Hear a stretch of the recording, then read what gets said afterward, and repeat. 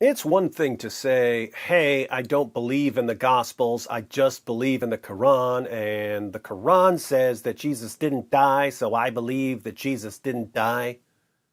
That's one thing. It's something else entirely to say, according to the Gospels, Jesus didn't die.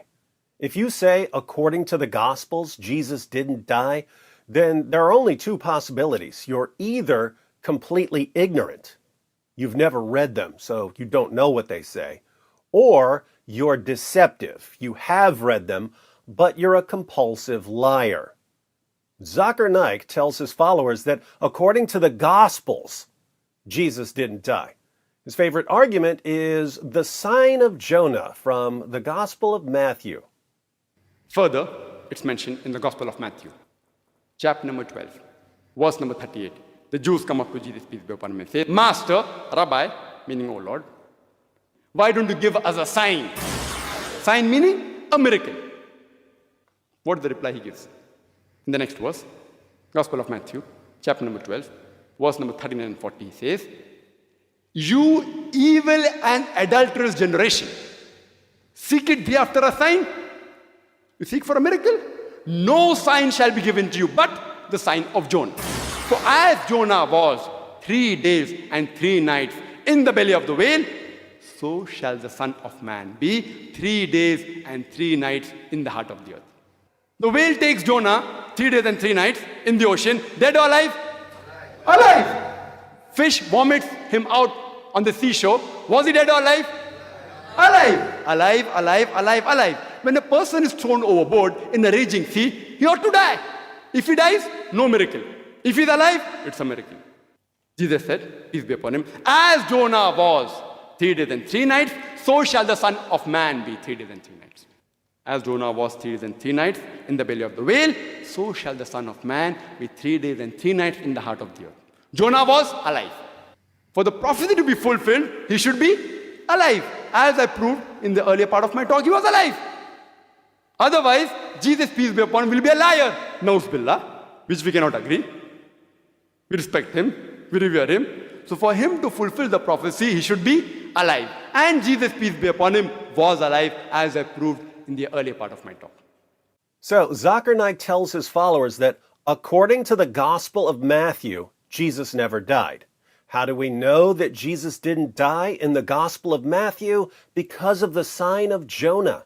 Jesus said that his generation would be given the sign of Jonah, and Naik argues that Jesus was telling them that he wouldn't die.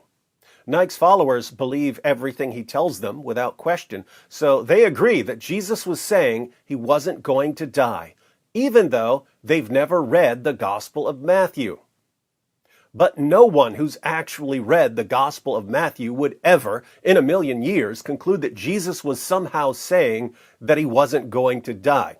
Why? Well, let's take a quick look at the Gospel of Matthew. This is Matthew 28, after Jesus' crucifixion and burial. Now, after the Sabbath, toward the dawn of the first day of the week, Mary Magdalene and the other Mary went to see the tomb.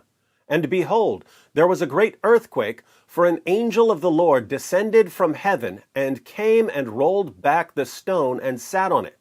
His appearance was like lightning, and his clothing white as snow. And for fear of him the guards trembled and became like dead men.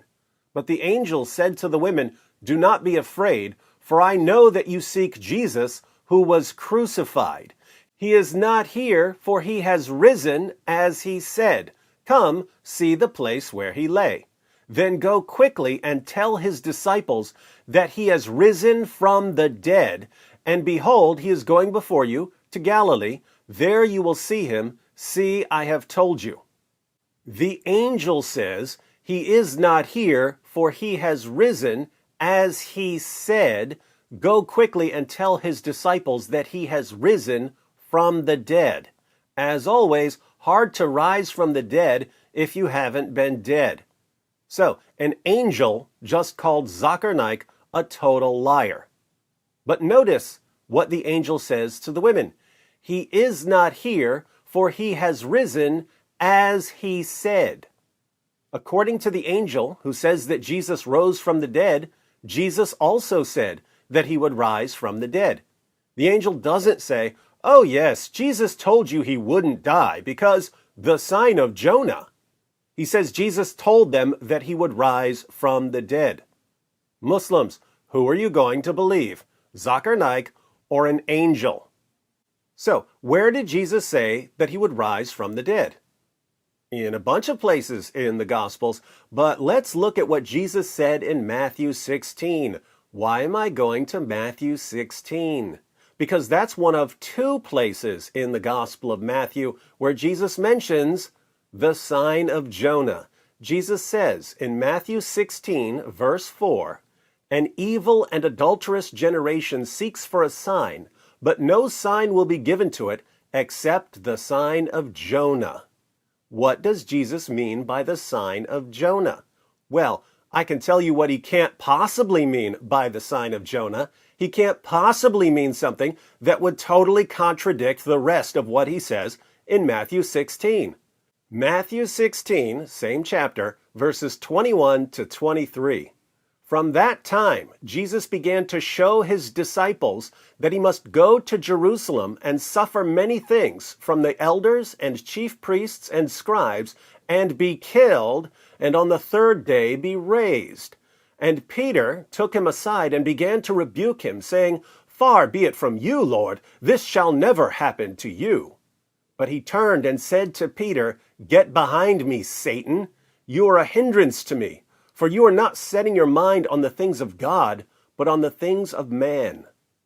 So, in Matthew 16, Jesus says that his generation would be given the sign of Jonah. Then, in the same chapter, he tells his followers that he's going to be killed and that he's going to rise from the dead. Peter gives the Zakir Naik interpretation and rebukes Jesus. Peter says, "This will never happen to you. You're the Messiah. You can't die." And how does Jesus respond to Peter and to Zakir Naik? He says, "Get behind me, Satan. You are a hindrance to me, for you are not setting your mind on the things of God, but on the things of man." Context is fundamental to interpreting any text. And what we just read is an extreme example of the significance of context.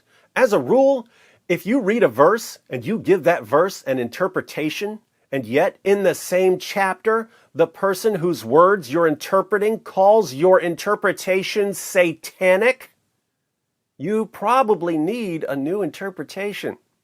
Now, if this were a speaker or an apologist for any other ideology in the world, and he were caught shamelessly twisting the words of Jesus and giving an interpretation that Jesus calls satanic and contradicting the clear claim of an angel, if this were a speaker or an apologist for any other ideology and he were caught doing this, he would be ridiculed into obscurity. He'd be shunned. He'd be humiliated. His own followers would say, "This guy is shamelessly lying to us and to everyone else. He can't represent us, or the entire world will think that we idolize liars."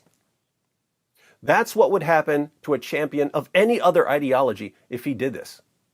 But Zakir Naik knows his audience. He knows that his followers love it. I mean love it when he lies, especially when he lies about Jesus.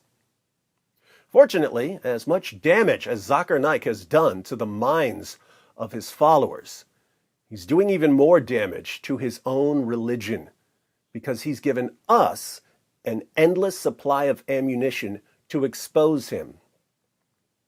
Shall we take a closer look at the sign of Jonah to see why it proves that Zakir Naik is a compulsive liar? It just backfired on me. It just backfired on me. This is a part of our religion. There's a reason to it. Yeah?